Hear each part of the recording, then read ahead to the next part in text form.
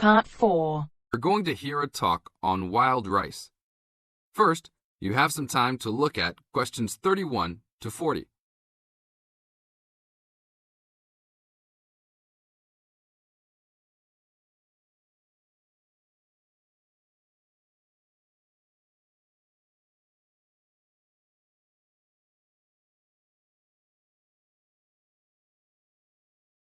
Now listen to the tape and answer the questions.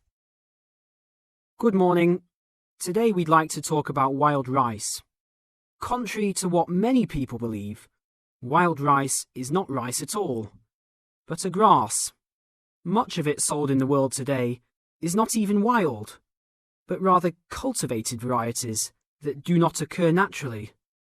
Wild rice is really an annual aquatic seed found mostly in the upper freshwater lakes of Canada, Michigan, Wisconsin, and Minnesota in North America. Indians gathered wild rice before any explorers set foot on the North American continent.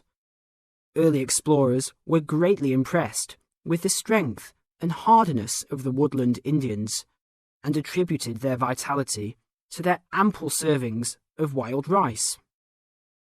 Wild rice can grow in water as shallow as 3 or 4 feet along marshes and muddy waters. A tall plant, it grows to a height of 8 to 10 feet, with a long flower cluster that reminds one of a narrow broom. The grains in their husks on the tall stalk look somewhat like oats. Truly wild rice is a challenging crop to grow, even today. It's very susceptible to failure due to weather conditions. If a heavy windstorm comes along just before harvesting, the seeds can be blown into the water, ruining an entire crop.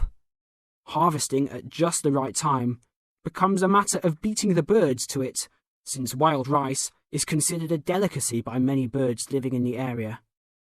Other challenges include insects, disease, poor drainage, and high waters. If the grains are too green, they are difficult to thresh or beat out of their husks. If left on the plant too long, even a few days too long, they fall off the plant into the water. Airboats have brought about recent improvements in commercial harvesting of the wild rice, while newer techniques for parching, winnowing, and hulling have been a help in saving time and labour. Still, it takes about 3 pounds of grass seed to yield 1 pound of wild rice. Buyers should be aware of 2 types of wild rice, gathered and commercial. Foraged or hand-harvested wild rice is gradually being pushed out of the market by hybrid commercial varieties. Hand-harvested wild rice makes up less than 20% of the market today. Heirloom varieties of this foraged grain still exist. In fact, it is the only heirloom grain sold commercially. However, package labels can be deceiving. Though the label may read Indian harvested or organic, the product may be hybridized wild rice placed in freshwater lakes and gathered by Indians in airboats.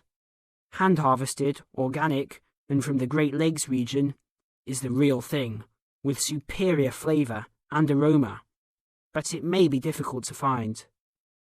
Though wild rice is one of the most expensive grains, it goes a long way.